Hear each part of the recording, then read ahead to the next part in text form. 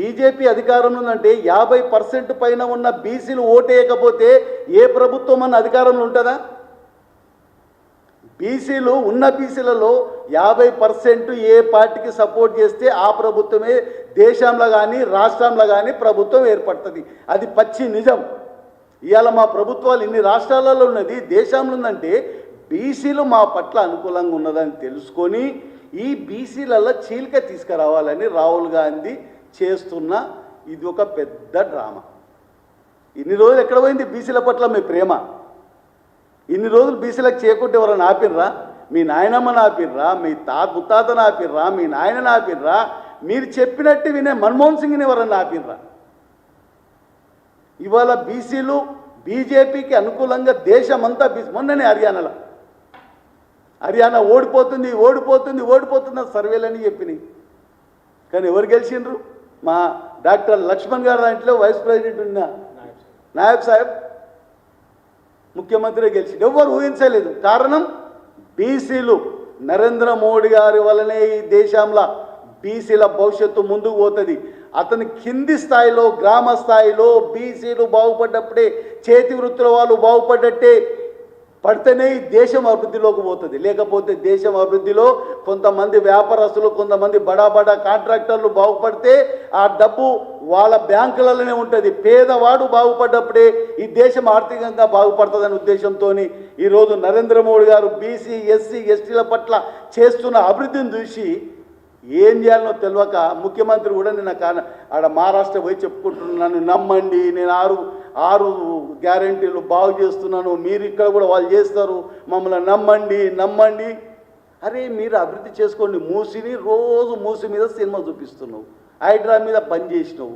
ఇప్పుడు కులగనలో మీరు చెప్పండి, ఎవరైనా సామాన్యంగా మనకు ఈ పేదవానికి సాయం చేయడానికి అడిగే ప్రశ్నలు ఉంటాయి. మీరు ఏం ప్రశ్నలు వేస్తున్నారు? నీకు ఎంత రూమ్ ఉంది, ఎంత పెద్దగా ఉంది, మీ దాంట్లో ఎన్ని వాష్రూమ్లు ఉన్నాయి? చలో 4 ఉంటాయి అంటే ఏమైనా చేస్తావా? దానికి చెప్పు, అదనే చెప్పు.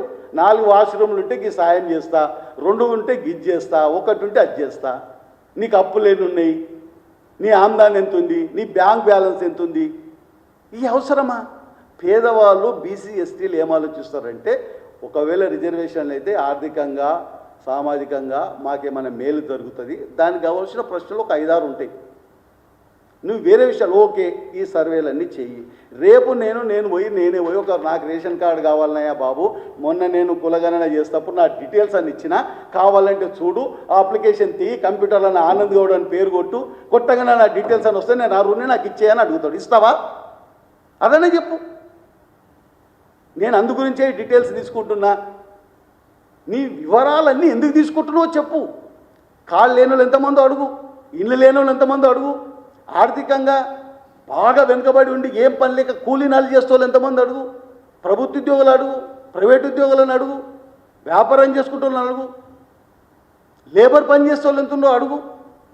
దానివల్ల నువ్వేమన్నా వీళ్ళకి లేబర్ పని చేస్తే ఇన్ని కోట్ల 20 లక్షలు వాళ్ళకి ఏం చేయాలని ఆలోచిస్తుందని వాళ్ళు అనుకుంటారు. నువ్వు ప్రశ్నలకు నీ కులగణలకు సంబంధం లేని పెద్ద క్వశ్చన్ పేపర్ ఇంత పెట్టి దానికి ప్రభుత్వం సిబ్బందినంత పెట్టి ఏదో చేసి ఈ డ్రామానంతా నడిపిస్తావు. నువ్వు ప్రభుత్వంలోకి వచ్చినావు, కేసీఆర్ చేసిండు కదా, ఆయన అయితే ఇంటికి తీసుకపోడు కదా.